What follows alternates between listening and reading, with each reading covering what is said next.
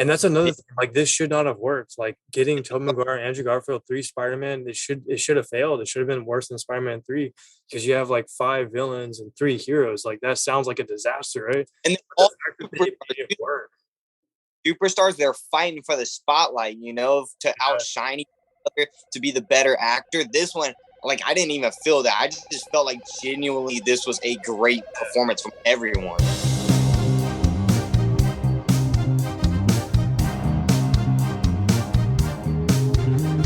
Welcome back to Out of the Box podcast, where Stu and I, your hosts, get to talk about out of the box ideas. Today, we're bringing one of our favorite guests. Ethan is here with us. We're going to be talking about the Spider-Man movie and some commentary, things that we thought about the movie. So without further ado, I know we were just recently talking about this, but Ethan, so you said you watched this movie twice. Like, why did you watch it twice? And then like maybe some starting points on like what you thought about the movie.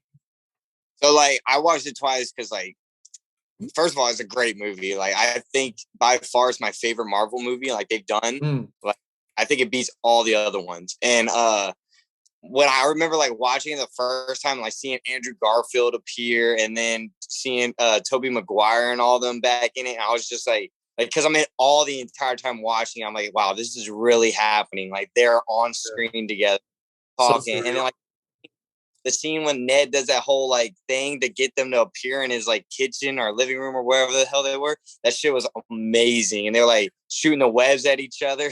that was so funny. I was wondering how they were gonna put them into the movie, like where they were gonna come from. Same. Yeah, like, are they just gonna come out during a fight scene, or yeah. And then like the thing with the Goblin, I thought that was so awesome. How he was like, dude, I think that was like the best villain of the movie was Goblin because that's on a coaster him himself. I was like, holy crap! Then I love what they did with the costume. They took it back to the comic version costume with like the purple hood, all that. Yeah, that was awesome. Yeah, Willem Dafoe's performance, man, is so good. Like, and I know he's an actor because I've seen him in other movies like The Lighthouse, and he's like really good in that. So like, I was like, I want to see him like, go even. And then what really won me over, like I could see that he's just such a good actor when he's doing that fight scene with Tom Holland, the Spider-Man at the beginning at the apartment, and he's just punching him in the face, and he just turns back and smiles. Like kind of like the Joker kind of style. From the dark. And I was like, wow, just that freaked me out. But I was like, it's so good. Like that's just such a good actor. Scenes, and that's another thing. The fight scenes seem like these are the most brutal fight scenes like Marvel has ever done. Like I can't even think of anything more. Not even that. It got dark. It got dark in the fight. Like it got real like emotionally connecting because like you see Tom Holland. Which speaking of Tom Holland, he had a great performance. I think that's one of his best. Yeah, this is Oscar worthy. I will dare to say that because it was. Yeah. I mean, honestly, I think he should win one after seeing that because the way he's developed through just even let's say the Spider-Man and Avenger movies, I think he's came so far in just the Spider-Mans overall. Yeah, like I know those are my favorite ones. Like I don't hail them, but this really blew my mind. Like this movie, so like, I evolved a lot. The Amazing Spider-Mans and like the regular Spider-Mans with Tobey Maguire, like those were dark in itself. Like they were dark. And I didn't think they were going to get dark with this because, it's Marvel. Yeah. And to see Tom Holland be able to act like them and like a darker Spider-Man, I thought that it was just a perfect performance out of all three of them. Like I was how Tobey and Andrew, they picked up the character like they never left off. Like, what I'm saying? Impressive. Yeah. There was no rust or nothing. It was perfect. Especially Andrew. Like I want to say like, Andrew Garfield, like I always liked his kind of version of Spider-Man and Peter. I always thought it was really interesting, and I kind of liked how it was a darker, kind of more brooding teenager kind of take. Like he's not like a classic nerd; he's more like a kind of like the outcast. And I was like, oh, that's kind of cool. I like that. But I didn't like the villains in his movies. I was like, oh man, I wish they had better villains, and it would be like perfect, It'd be like, but him Andrew Garfield in this movie though, just so good. Like and his emotions and like he had the going through Gwen's death and all that was so good. Like he was quirky. He was like different. Yeah, he was so attached to his character, like emotionally, like him able to cry on point and like it's just everything. I think his performance was, to me, it was kind of like the spotlight of the movie was Andrews, is the way he was able to do that. And then when he saves MJ and it was like recreating the and when Gwen died. Yes, dude, that almost teared me up, man. That was such an impactful moment because it connected so many things that he wished he could have done that for Gwen, right? But it was like Tom Holland, seeing that he wasn't gonna be able to do that, but then he still saves her. I think that kind of made like a really like climatic moment right there. When that was happening, I thought she was gonna die because Tom was already going down and the goblin hits him out of the way, and then Andrew gets a late jump, and I was like, oh my gosh, she's gonna die in front of him again. And they saved her. And I was like, oh my, I almost wanted to cheer out loud. I was like, oh my gosh, dude. Yeah, that's such good writing. Like such good. That happened again. Yeah, and just his reaction when he caught her and like how he's still going through it. Like he doesn't even have to say anything. Like you can just see it on his face. Like his face told the story in itself. Yeah. And I also like when he first came in, just his personality was just so interesting. Like he's very like, I get my friend Jacob said he's like quirky. He's like kind of like, I don't even know what word to say, but like he just stands out, I guess, Yeah. Or like when he like jumps on the roof with his hand and he's like crawl around. He's like, this is enough. Like, that's just so, that made me laugh. I don't even know why. It wasn't even that funny, but just seeing that, like seeing him back, it was just perfect. Yeah, I'm starting to realize now what we're talking about. Like, I think when Tom Holland like realized that Green Goblin was about to kill Mary Jane, I think that's what drove his rage at the end, because Green Goblin already killed May, and he already said, "I want to kill him" after that. But then he almost killed Mary Jane. Like literally, it almost happened. And so remember, like right after he was hitting the glider, and then he ripped the bomb out, and then that's when he was brutal, like beating the hell out of him, and was about to kill him. And I was like, man, I did not expect that Spider-Man to go that dark, like where he's actually gonna try to kill him. Yeah, but like Tom Holland, I didn't think he was gonna actually go at it, but at the beginning, whenever Doc Ock he shows up and he's like, I should have killed your girlfriend when I had the chance, and then he goes in full rage mode on the bridge just because he said that. Like, I don't know, I felt like they tied that in perfectly because they hinted it at the beginning of the movie about how overprotective he is and stuff. I think it was pretty good. Yeah, that's true. And then CGI, like the CGI was not overdone. Like you couldn't really tell that. Like you could tell it was CGI, obviously, but it wasn't like the point to where it's like, all right, that's like kind of like they've done other Avengers. Like, they used to always have CGI, but now like the mask off, I noticed they didn't have a CGI, which I'm like, finally, it's that real suit. This movie, I know that was a lot better. That's what I want. Like that's yeah. And I think like what we've been hinting at, like those emotional moments, like I just feel like the Tobey Maguire movies had a lot of that emotional side of things. Like they developed the character really well, like the plot, and the other ones were more like action based. It was just kind of like here and there, just kind of saving the world and that sort of thing. But I think here in this movie, they kind of brought that emotion back again, showing kind of like that weak side of Spider-Man. Like Spider-Man couldn't stop the Green Goblin like at the beginning because he was just super powerful, right? And even the Green Goblin's kind of like poking at his weakness. You're just a child, this and that. And honestly, like that's what kind of sparked all the other villains to kind of get out of hand, right? It was kind of like the Green Goblin was just kind of like poking at each other, right? Because they would otherwise, without the Green Goblin, I think everybody would have like fixed themselves at the beginning, and everything would have been fine, right? But it's like putting those seeds of like conflict and like that's what I like the most about this movie. That's why it's so different, because the other first two with Tom Holland felt more like comedies, like comedy action kind of, and there's maybe like one scene of drama, but then it wasn't like that deep, well developed. But this one really Far From Home, when he fights Jake Gyllenhaal, that kind of got darker too, because like he killed him in the end and all that. Like that was the first serious part of that Spider-Man kind of thing is that Tom Holland was doing. was the end fight scene with Jake Gyllenhaal, but that was about it. The rest were, like you said, kind of like childish, kiddie movies. You know, like all right, yeah. This one like had, I think the biggest thing it comes back to is he really had way like huge consequences, like compared to the other ones. The consequences he faced were real and they were serious, and they were not just small things; they were huge things. Like in the first one, it was like, oh, Iron Man takes away his suit. It's kind of like a small consequence, but then it kind of works out. But this one, like someone dies, and then someone's about to die, and then the world is kind of at stake, and then it's like really more psychological, kind of. So yeah, to me, that's what made it stand out. And I think they did a good job of like exploiting that he's still a kid, you know, like at the beginning, he wants to just get rid of him. He's done. But then Aunt May, she's like, no, that's not you. You got to find your real self of helping. And then he goes to finding himself to helping people. Then the rage takes over because he's still young and doesn't know how to control it. And then he goes back to helping. Like he's trying to figure himself out like a kid would, you know, to He is a kid, yeah. that should be. Because everybody forgets he's still a kid, you know, even though he's Spider-Man, he's still gonna learn to be. Like, because all these movies are more about his adulthood, and he was already kind of like figured a few things out. But Tom Holland just doesn't know, you know. Yeah, and you know, like what really like impacted me a lot was at the end when he moves in by himself, like he moves into a room.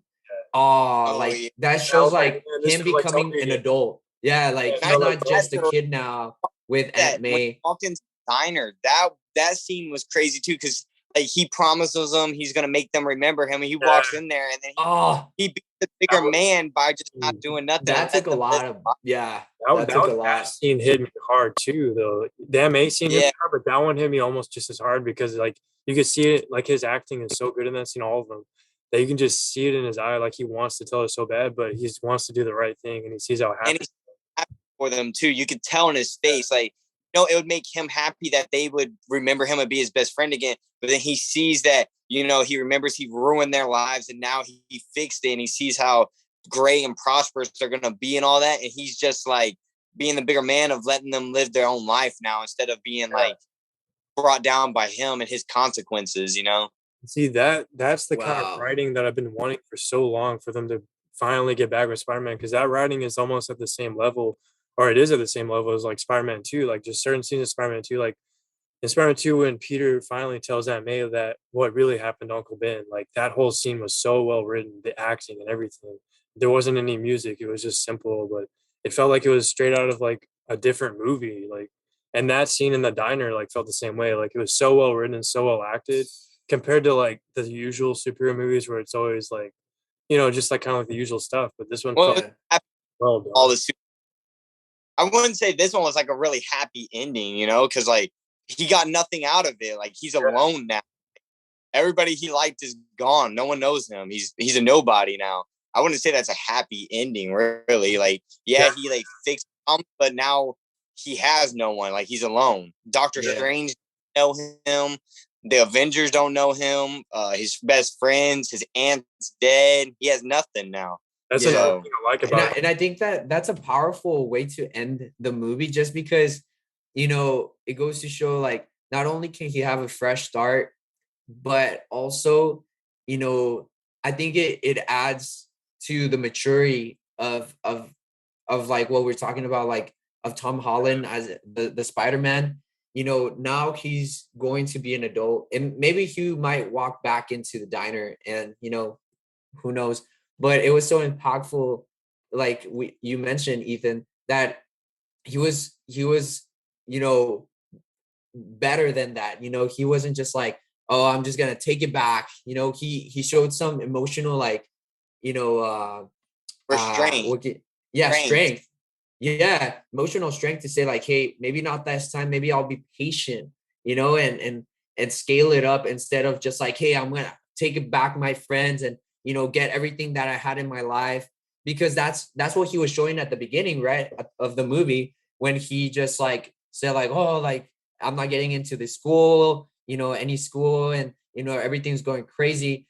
You know, instead of being that jittery, I guess like fast moving, you know, kind of like not thinking about it, he was more patient and like, oh, okay, you know, I learned my lesson kind of deal, and I'm just gonna go with the flow. And Yeah. And that actually took me by surprise, because I honestly expected, like, you know, in other movies, just everything to kind of come back, but it was like, no, like sometimes that, like the playwright, you know, sometimes you need to take a step back and just be patient with things. And I was like, wow, Yeah. I applauded that part, Yeah, because it, it's like it just wow. actually had like a deeper message. Like I feel like that's what's missing in a lot of movies today. Is there's just no, it's just action and comedy and drama and nothing else. But this one actually had like a theme, you know, like responsibility and patience, like you said. Well, What the character represents. it took apart from each of the Spider-Man movies, like you were saying, still like in the Tobey Maguires, they're more dark, more serious and stuff. Andrew Garfield's are more emotional. Like he experienced death in each movies and he was rageful in all of them. And then Tom Holland, he's just a child. Like he hasn't really figured out the consequences, like true consequences. Like he had his little consequences here and there, but nothing like, oh, big punishment full, you know, like nothing like fully impactful. And then this one, you know, he experienced death, experienced losing everything. He experienced being the bad guy almost, to having to fix it. And then at the end, he learns from the other two who have already experienced all that. Now they're adults, and then they on their regrets and what they want to do. And so at the end of the movie, I think it was perfect on how they tied all three storylines into him as being an adult, mature. And I think it sent a big message at the end of the movie. You know how he like made his own Spider-Man costume? Because like he didn't wear Tony Stark one that Tony gave him. That was always another exactly. I was complaining about that too. Like I didn't like how he was always being held by someone else, or he was using this fancy costume, because like that's not Spider-Man to me. But that's why this movie I was like, yeah, this is Spider-Man, you know? Yeah, like the ending. And that's another thing. Like this should not have worked. Like getting Tobey Maguire, Andrew Garfield, 3 Spider-Man, it should have failed. It should have been worse than Spider-Man 3, because you have like 5 villains and 3 heroes. Like that sounds like a disaster, right? And all superstars, they're fighting for the spotlight, you know, to outshine each other, to be the better actor. This one, like I didn't even feel that. I just felt like genuinely this was a great performance from everyone. Yeah, Tobey Maguire, everyone. And like that, I think the reason why it works so well is because they found a way to make Tobey Maguire and Andrew Garfield important for his story. Like they made it tie together, like on that rooftop scene, which is one of my favorite scenes, when they're talking to him about going through the death of Aunt May, and Tobey Maguire's talking about how he killed Uncle Ben's killer, and then Andrew's like, I failed to stop Gwen's death, and then I became rageful, and then I stopped pulling my punches, and then I became bitter. Like I just love how, and it seems like they're older, because Andrew Garfield, like you said, he looked a little bit older, kind of. Yeah, he was clean shaven thing like he used to be. It showed age on a miles. So cool. It makes me want to see another continuation of his movies. Like it hints at what happened after, and like, and it's kind of really curious on. Like the next Spider-Man, I think needs to be an Andrew Garfield movie. Yeah, I agree. On it, it's got to be an Andrew Garfield. Tobey Maguire, I think he's a little old. Trying to watch an action movie with him older now is kind of like a stretch, you know. Like he's still, but he's older. But Tom Holland, we've seen a lot back to back. I think it's time to bring back Andrew Garfield Spider-Man. Like, I'm down for both. I would love to see both of them back, man. Like, especially after Andrew in this movie, he just this performance, it was great. Yeah, like they made their characters important, and they actually didn't just have him as a cameo. They actually had him in like the whole like last act of the movie. They played an important role in the development of Tom Holland's Spider-Man. And in the they all played their important role in making the cure for the villains. Like Tom Holland did Electro and Sandman, and then Andrew Garfield did the gas for the lizard, like he already did. You remember? So I thought that was perfect.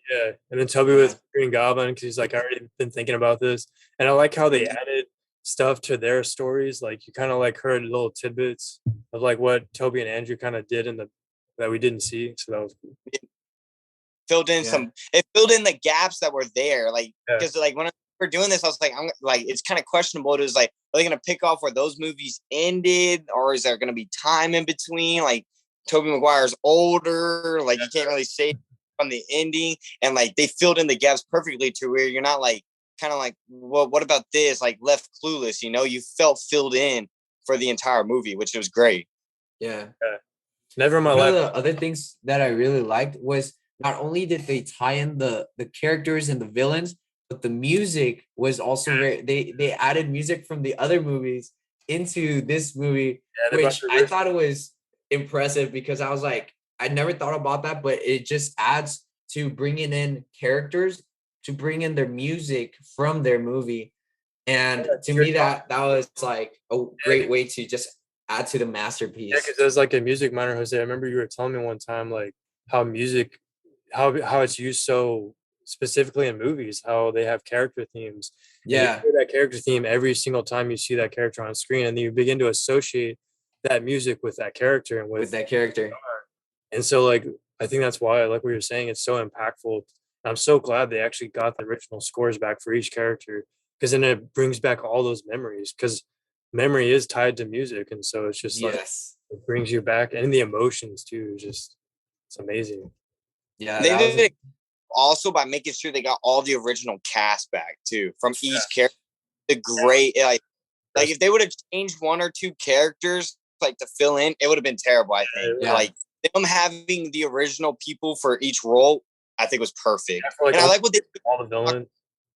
I think I like what they did with Jamie Foxx better, having him just normal Jamie Foxx instead of like the stupider Jamie Foxx. Yeah.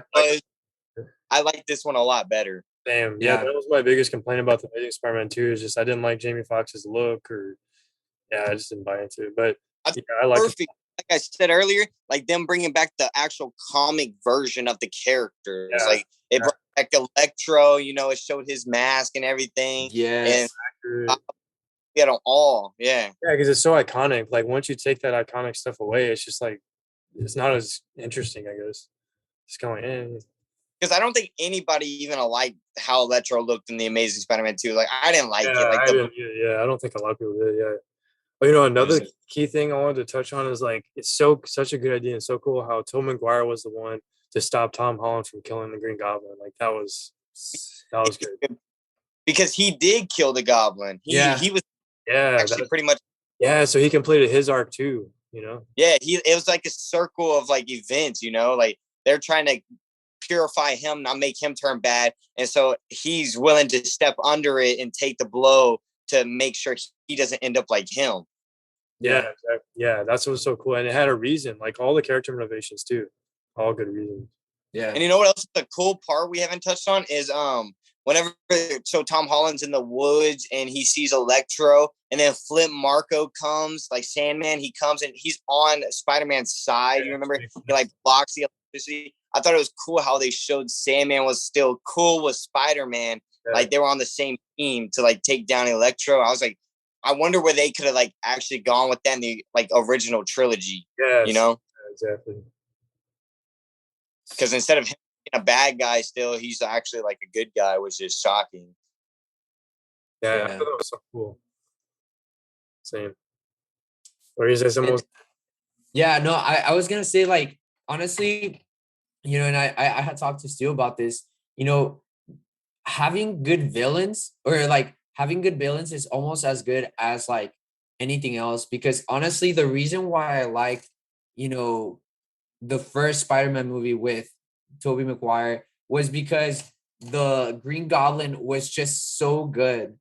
And so honestly, like, I think the villain also makes the movie, you know, great, because, you know, without, you know, if the villain is just completely powerful or completely submissive to the superhero, then it doesn't add any like conflict. But here in this movie, like bringing in all these villains, especially Green Goblin and especially the actor, I think it just added a great way to like add more intensity into everything. Yeah, definitely. I know we have 10 minutes left, but we can always rejoin. So, but anyways, okay. I want to add to that. I think that's extremely important because, like, I mean, like The Dark Knight, everyone says Heath Ledger's Joker is what made that movie. Like, if he wasn't as good as he was, it wouldn't have been as memorable and like just celebrated, you know. And same with like Spider-Man 2. People say that the reason why Spider-Man 2 is good, you know, it had really good story stuff with Tom Maguire for sure, because it put him through hell and back like that almost the whole movie. And that's why people just naturally love relatable characters who go through hard times. Like that's almost always going to get people to like the character. That's why I think Spider-Man 2 is so popular, is just because the writing and it was written by an Oscar-winning writer too. I think that helps. He won an Oscar for like Ordinary People, a movie. But to go back to the villains, like Dr. Octopus's villain was so well written in that movie. He felt like a normal human being. Like you could understand his character motivation. Like it all made sense and it was fleshed out. Like so many movies these days, they rush it so much with the villains, or there's just too much going on in the movie that you don't have even time to get to know the villain before he even becomes a villain. And that's why I think people were used to that with Spider-Man 1 and 2 because it actually took its time. Like the first 30 or so minutes, you got to know the villain before he became a villain. And you had to understand why he's doing what he's doing. With Spider-Man 3, I think that's where people kind of like stepped off, is because unlike Spider-Man 1 and 2, it rushed the villains. Like you didn't get much time to get to know them, except for Harry, of course. But like with Venom and Sandman, you barely got to really know him that much. Especially Venom, like he got the biggest back burner. And I think that's why people didn't like it as much. And then a lot of superhero movies nowadays, maybe not all of them, but a fair amount, it seems kind of like rush the villains. Like even Ant-Man 1, like the villain just was boring because I didn't know anything about him. I didn't know what he wanted. It's like, well, it's funny you say that though, but like Spider-Man Far From Home, they really did do that though with Jake Gyllenhaal, how like he was like a good guy, and then they showed the backstory. You know, out of nowhere, he's like, oh, this bad guy. And it's like, oh, wow, well, I could have seen that earlier if I would have looked closer into like his words and actions and stuff. Like, I think that's why I personally like. Yeah, that's. But I think that's definitely my second favorite of Tom Holland's trilogy, because you're right, they did. That's just they got as close as they ever have in that movie with Jake Gyllenhaal's character to like Doctor Octopus and like Spider-Man 2 or the first one. Mm. That's they were definitely like putting more effort, I think, in that one. And I think I would even say they did definitely put some effort in the first one, because Michael Keaton, like, you know, they still put some effort and they kind of like made you understand where he's coming from. So yeah, like I'm not gonna say it's all bad, but it's definitely yeah, it's one of those things. Yeah, a little bit. Yeah, it kind of froze a little bit on my screen too. Yeah, I was wondering if y'all could still hear me or not. Because y'all, we still hear you. Yeah, for a bit. For just a bit. Yeah, no, yeah, but I was just saying, like, yeah, like Spider-Man, Homecoming, and then Far From Home, they definitely did give some character development to the villains, but I think maybe not as much as Tom McGuire's Spider-Man 1 and 2. I don't know why, though. I don't know why I feel that way. But the reason why I feel like more of a darker side of a lead up to a character, but like Tom Holland's, they're still kind of kiddish, but even though they were doing it, it wasn't as dark. You could tell Jake Gyllenhaal was a bad dude, but it's not like he was doing bad things on screen. He was kind of just it was kind of just like, yeah, that's true. That's true, because I could think of an example of that. Like, I think that's exactly the reason why Tom Holland's first two for me didn't feel as impactful, is because it was more comedy than drama. It was definitely more comedy than like action. Even some of the action scenes had comedic stuff in it, and they weren't even really that intense or like violent, I would say, especially compared to this one, especially compared to No Way Home. But like Spider-Man 2, for example, like Dr. Octopus literally kills an entire hospital staff. Like the first time you meet him, like the first time he's really murders an entire, like, and then Green Goblin like tries to kill May, and it's like really intense and like frightening, and like Green Goblin tries to kill other people, and then he actually does kill people. He kills the board members and stuff like that, And even though some of it's a little campy, like at the parade and stuff, and the CGI doesn't hold up, the story ideas behind it, what they're trying to do holds up as well. I guess what I'm saying, Yeah, I agree. But do you guys have any other thoughts in terms of who would you say it? Because I heard before, when they had rumors about all three Spider-Mans being on the movie, I heard like, oh, Tobey Maguire is like the best Peter Parker. Andrew Garfield is the best Spider-Man. Do you guys have any like thoughts about those things? Get into a fight. No. Well, I mean, you already know, like, Tom McGuire's my favorite. Like, I get that Tom McGuire was too old to play the role, but by Spider-Man 2 and 3, he's already an adult, so it doesn't matter anyways. Like, but the first one, I get it. Like, he looks like a 30-year-old in high school. But to me, like, the story is so good and well written, I don't really think about that, I guess. So, yeah. Personally, mine's Andrew Garfield. Like, I have his movies on my phone and everything. Like, I watch them. I watch his before I watch any other Spider-Mans usually.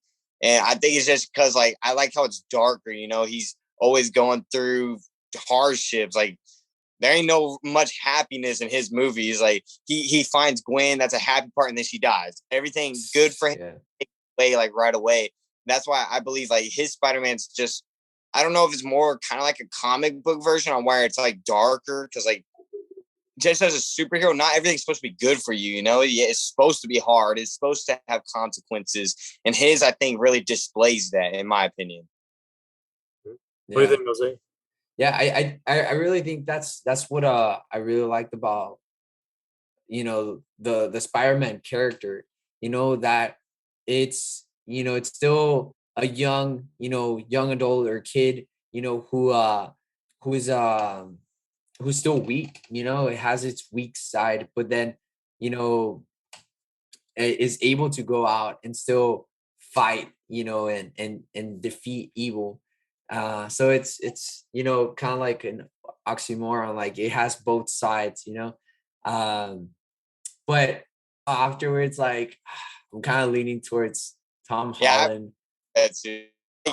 As an actor overall, like the movies he's been producing these last few, or like acting in these last few years, you could tell like his acting stretched miles. Like I haven't seen anyone get that good so quick, and it really displayed in this movie, in my opinion. Like it was spot on. Like if they had any other actor as Spider-Man instead of him, that movie would have failed. It would have been terrible. But this one, I don't know how he did it, but he was probably more impressive than any actor in there, which is kind of shocking. It's just, I really think he really went miles for this movie. Yeah, I agree. Yeah, and I honestly think he's, you know, after this movie, I think he's gonna be one of those actors that, you know, will cross, you know, other genres, maybe like even be like a future like James Bond or Mission Impossible, something like that. Like I can definitely see it in his acting. Yeah, he's good. He's also his actor in the thing. Like he's younger than everybody else that was in there. He's only like in early 20s, I believe. He's like 25. Yeah. Like Andrew Garfield, Tobey Maguire, all the villains, they have years of experience on top of him. And for his role to outshine theirs, I think is kind of, it really speaks on how good of an actor he is on his own. All right. So one of the questions I have about the movie is what was going on with that Captain America shield on the Statue of Liberty? That's all right, Ethan, you saw the Winter Soldier series. Go. I mean, I've seen it all, and it's just like, dude, I don't know why they idolize Captain America as the best superhero of Marvel. Like, he's not by far. In my opinion, Captain America, I mean, he was a good superhero, but it's just like, y'all gotta calm down with him. Like, like everything's Captain America, and it's like, y'all forget he was a part of the Avengers, and the Avengers carried him a lot of the way. And he didn't even have his shield in Infinity War or whatever. He was using those two shields from the Black Panther. You know how like he gave him those shields? Like what is up with that? Like I honestly, it's, to me, it's getting annoying how they're just doing. And Tony Stark is his friend. I would get it if they did something with like Tony Stark, but really a shield. And then like once the shield fell, it still had her holding the torch and everything. I was like, so how was the shield on there? Like what? It makes no sense. What was the purpose of having it there? What do you think the meaning of the battle being on the shield? That was weird. The final battle was on Captain America's shield. I think that's the last iconic spot in New York they could think of, like to have a spot. Because think about it, they've all over. Yeah, and all Spider-Man movies fought somewhere iconic. Like you had Andrew Garfield's in Times Square. Like it just went all over New York. Like the last one with Tom Holland was in London. Like they're running out of spots in New York to have these fight scenes. So I think that's why they did it like that, in my opinion. They're just running out of spots. And I like the phrase that they use, like, you know, because I think Tom Holland Spider-Man had called in to the news station, and he was like, this is a place where second chances, you know, everybody deserves a second chance, and you know what better way than, you know, this representation, you know, and then it showed the Statue of Liberty. And so I really liked how they connected it, but I was still kind of taken back by the fact that it had a shield. I was kind of surprised. I was like, is that maybe in another place, or why is there a shield there? Like, I just didn't understand why they had to put it. Yeah, I didn't like that part. Like, I don't know. Just to me, I was like, so much of Captain America, and it's just we get it. He's had so many movies. Like, he's dead though. He's dead. Just drop it. Unless they bring him back again. Or you know what?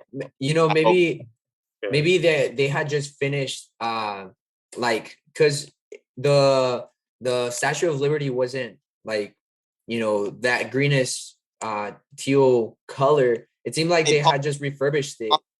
Yeah. And maybe that's why they had just put the shield there for some reason. And then like it fell, and it was like it looked like it was floating in the water. I was like, that big bronze, that would have sunk. Oh yeah. And like there ain't no float with that thing. It was fake metal right there. I know. Showed how deep the Marvel universe is. They're like, no, we ain't going full bronze. We'll just paint this. That's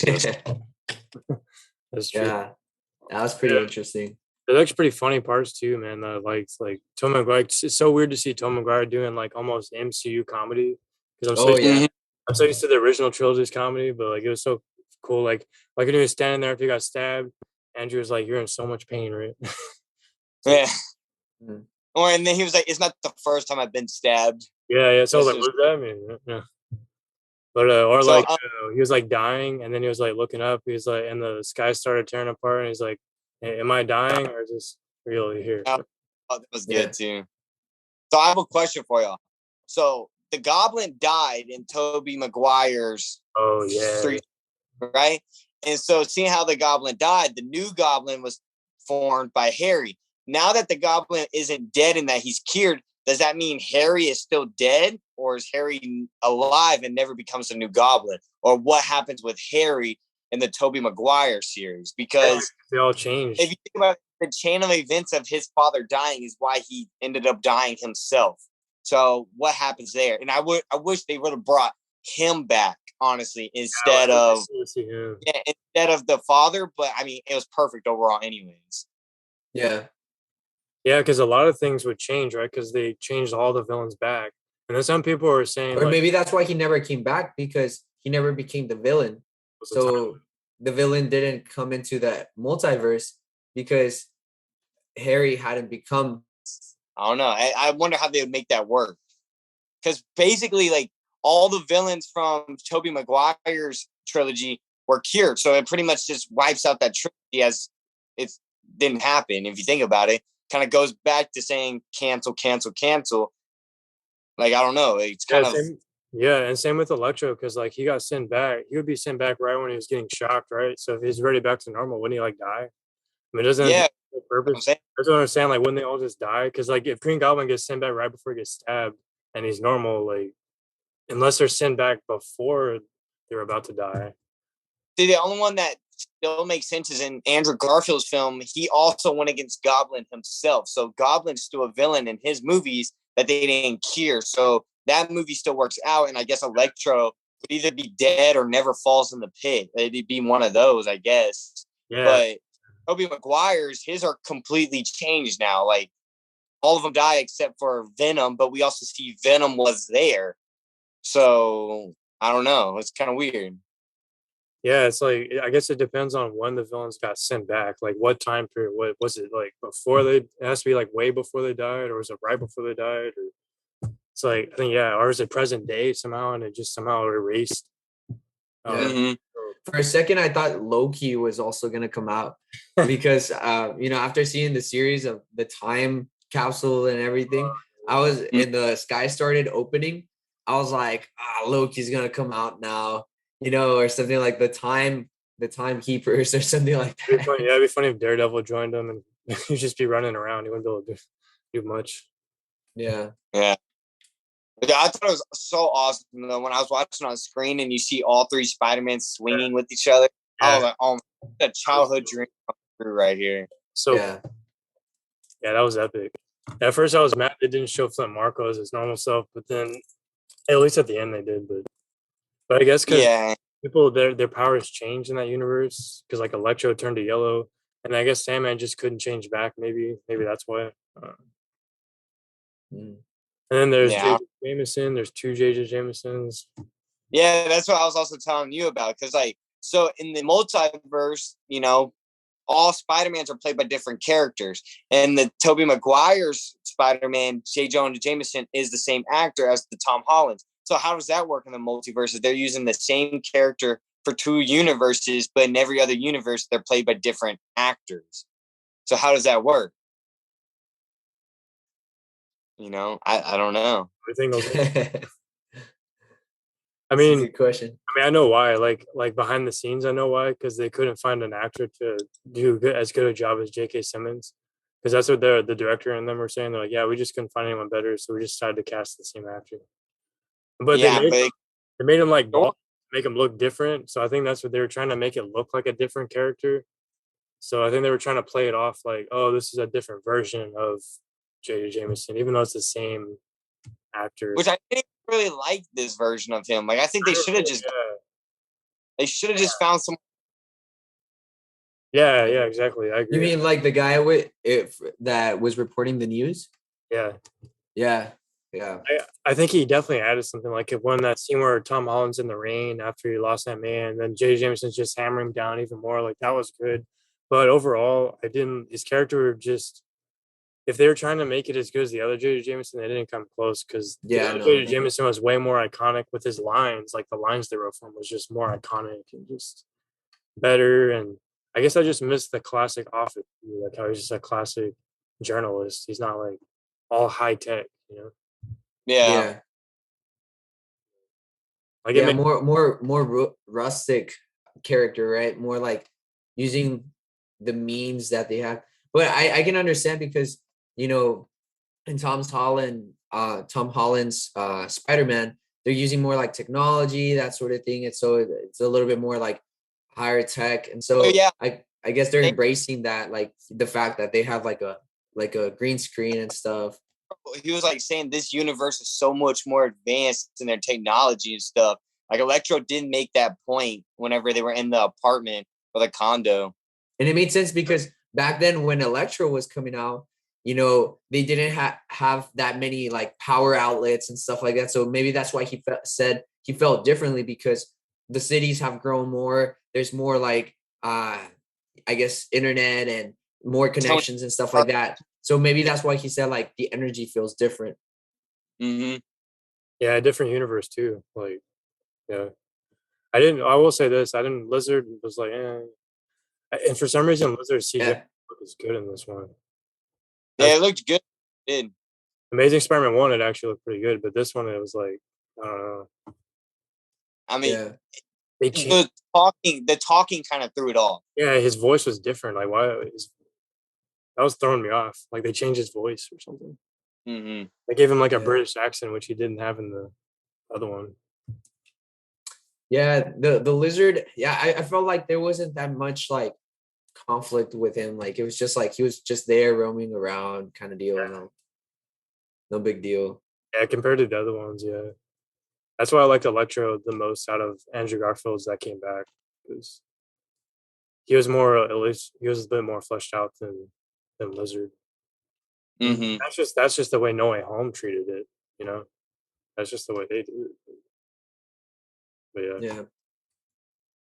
Was there any interesting connections with Sandman? Because I know you mentioned like the fact that he was still kind of like a good guy with Spider-Man. Oh, yeah, that was another thing I wanted to bring up. Like, I'm glad they mentioned his daughter, even though they may mention like once or twice. But I'm glad they at least still kept that, because that was the one thing that I thought. That's why I thought Sandman kind of felt like Dr. Octopus, because you actually understood his character, and he wasn't really a bad guy. He was just had a certain motivation, and it actually made sense. But the one thing I want to touch on is like this movie defied cliches. Like, for the first time that I've known of, the superhero wasn't just trying to stop the villains, and the villains weren't just out for power and like trying to just take over this or that. Some of the villains actually wanted his help, like Sandman, and like even Electro's kind of going along with it. Like it wasn't just automatically bad. Like I'm gonna try to. And the fact that they show how, you know, how weak the Green Goblin is. You know, like whenever he was looking out for help, he's just like trying to like, I don't know, find himself, right? Especially when he goes to Aunt May, to that organization, and he's like looking for help. He seems so fragile. Yeah, it's right? so vulnerable.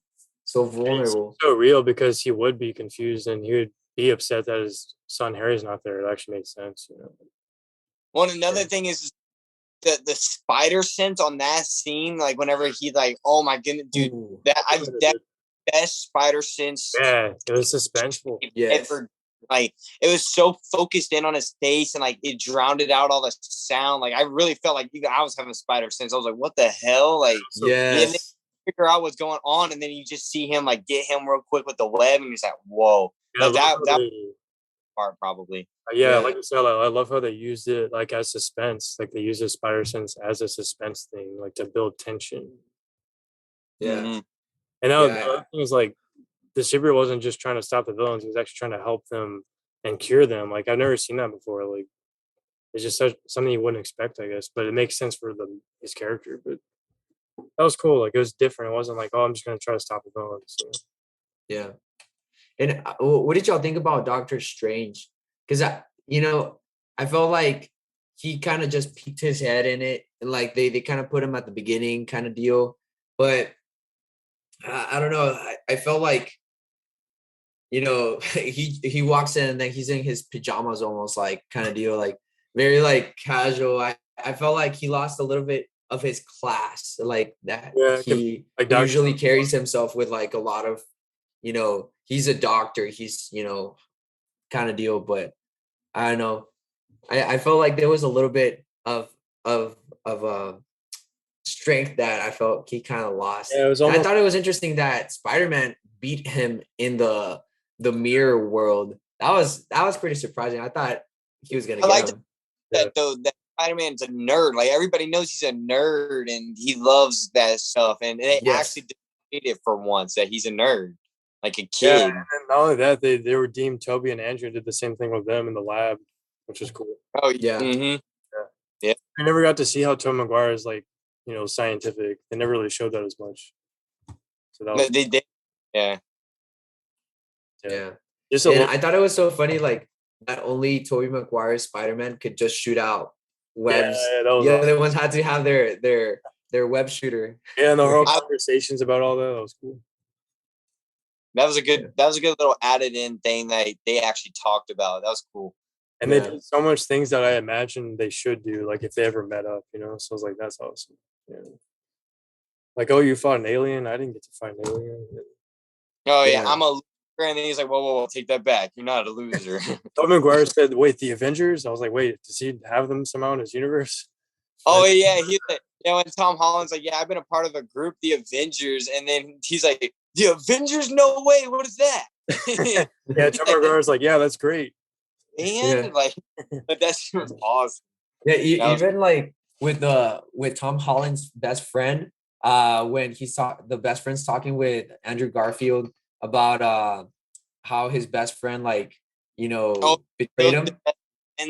they end up killing.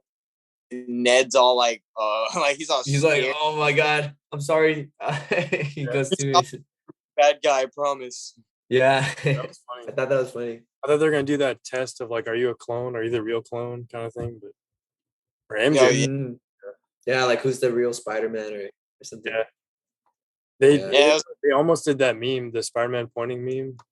They kind of did though, because I seen yeah, but they had their mask on. It was when they were talking. He was like, "No, you're Spider-Man 1. No, you're Spider-Man 1." And then it was like that. Yeah, they did it there, and then they did it in the lab when Ned was like asking Peter, and then they all looked and they're like, the only part they missed out on was the mask. Yeah, I wish they would have done that, but with their masks on. The Spider-Man meme where they're pointing at each other. Yeah, and iconic. Yeah, I think that there was one point at I think it was when kind of tying back what we talked about Tom Holland's character becoming more of an adult, when he says like, yes, I've worked in a team before, like let's work together. And he was kind of leading the other two Spider-Mans into how to go about capturing, or healing the villains. I thought that was like a pretty good turning point for him too, like in the movie. Like it shows like, okay, like I have leadership skills. I'm not just a kid, you know, just doing my own thing and following rules and having Stark do everything for me. Like now I get to lead, you know, because I've learned from the Avengers and I learned from all this experience. So I'm gonna help out, you know, these other two Spider-Mans to form a team. And so because Tobey Maguire and Andrew Garfield both say like, well, what do we do? Like I just been so used to doing it by myself. Yeah. So I thought that was pretty cool how they added that to the character. Like, hey, like that leadership um aspect to him. That's what I appreciate the most, I think, is they actually took the time to stay faithful to those characters. They didn't change them, and they added more to them that made sense. It wasn't like stupid stuff or stupid changes. Like everything made sense for Tom Maguire, Andrew. Like they didn't know how to work in a team because they never have, and they're still dealing with Gwen's death or Uncle Ben's death or whatever, you know. And it's so well done. It's so cool. Is like behind the scenes, the director saying that they actually collaborated with Sam Raimi from the director of Toby's movies, and then Mark Webb, the director of Andrew's movies. They actually collaborated with those directors when they were writing this movie. So like I think it shows like that's pretty cool they did that. And another fun fact, they were trying to get Kirsten Dunst to reprise the role as Mary Jane, but they actually had a scene written for her, but they couldn't get her because of scheduling conflicts and the coronavirus. So and just, it was so close. But, yeah. Yeah, one of the things that one of my what my brother was saying was like, what if they would have added flashbacks for those who haven't seen the other two Spider-Mans? Because you know, in our time period, like we've seen all three different Spider-Mans, but like for new people, like the newer generation, like they've only seen Tom Holland Spider-Man. And so I think, you know, he was saying like, well, it would have been cool if they would have added some flashbacks to the movie so that you could remember like, oh, so that makes sense, you know. I guess like, you know, the newer the older generation will like eventually say to the younger generation, well, just watch the movies, right? That way it makes sense. But maybe like some flashbacks would have been like cool. Yeah, I think that would have been cool. Although I also like know like the runtime is 2 hours and 30 minutes. So I know Yeah. It would have been 5 hours. Nowadays they're like, we can't do 3 hours. That's not marketable enough. You know, it's Christopher Nolan's like the only director who actually dares to do that. But Quentin Tarantino as well. He does like 3 hour movies. But yeah, mainstream movies they like shy away because they want audience numbers and they don't want to like. But I think that would have been cool too. I think another thing that would have been cool if they could have somehow fit it in is flash forwards. Well, not flash forwards, but like showing like what Andrew Garfield was talking about, how he became rageful, and like Tobey Maguire, like what happened after Spider-Man 3. That would have been kind of cool to see, but you know, at the same time, it's like you can only cram so much into one movie, but it still would have been cool to see though. Yeah. I can see both sides. Like the fan in me is like, I want to see Tobey Maguire what he did, or Andrew Garfield. I want to see what he did. Did you guys see the ending of like the last two shorts after the credits? The first one was about Venom, right? Like he's like back out in Mexico or something like that. And you know, I was wondering like where did he come from? Like did he come from Tobey Maguire's universe, or what universe multiverse did he come from?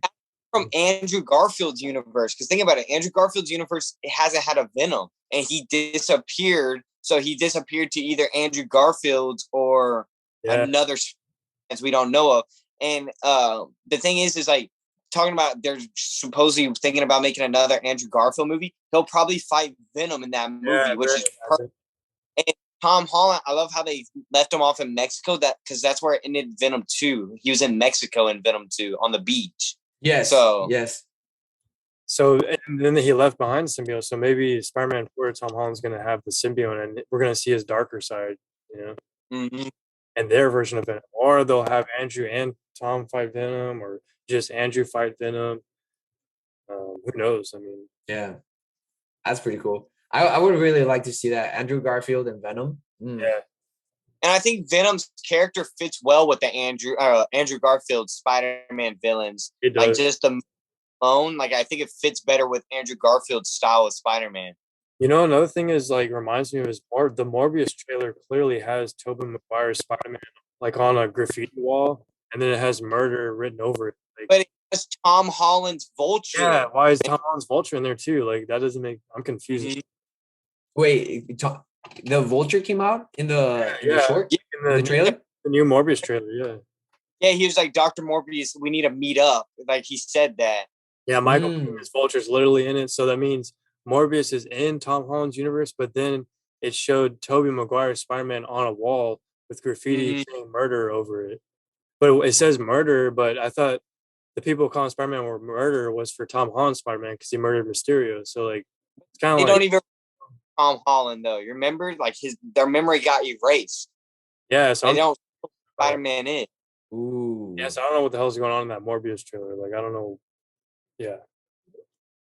That's confusing. Seems pretty interesting though. Maybe it's on purpose. Maybe it's because that was when the universes combined. I don't know.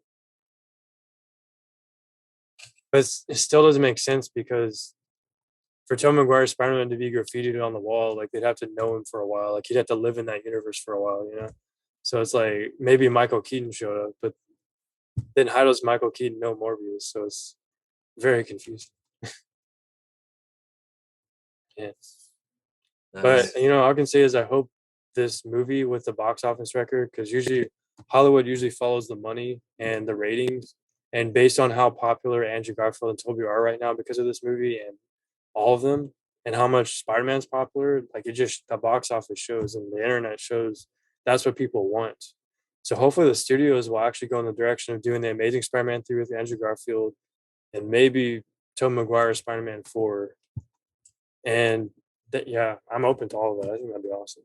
Yeah. I think it's a possibility for sure. Like I can definitely see them coming back. Sam Raimi is back for Doctor Strange 2.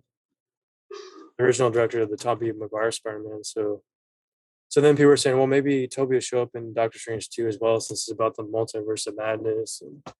Because I was hearing rumors that Andrew and Tobey, this isn't the last time we'll see them in a Spider-Man movie. Nice. Find out. Yeah. Sounds good. Well, any last thoughts, Ethan? Just to me, best Marvel movie. Like I used to love the Iron Mans, but I think this one stole it. I didn't even go watch the Iron Mans multiple times in theater, and I want to go back again to watch it for a third time. Like, yeah, this is probably my favorite Marvel movie. They did perfect with it, in my opinion. Like, I get it was a little longer than other Marvel films, but I think it didn't even feel that long to me. Like, it was great movie. Yeah, same. Yeah. I'm wanting more for sure, especially with Tobey and Andrew. I'm still digesting everything that I saw today, man. Yeah, you just saw it today. Oh man, I think I'm gonna have to see it again. Nice. Well, thank you guys for watching. If you stayed to the end of this podcast, let us know what you thought. What were your thoughts while you were watching the movie? We would really love to know down below on the comment section. And thank you again, Ethan, for joining us for another podcast. We look forward to inviting you again in another episode. Yeah, thank you. My pleasure. My pleasure to come on here. Sounds good, guys. Well, you guys take care.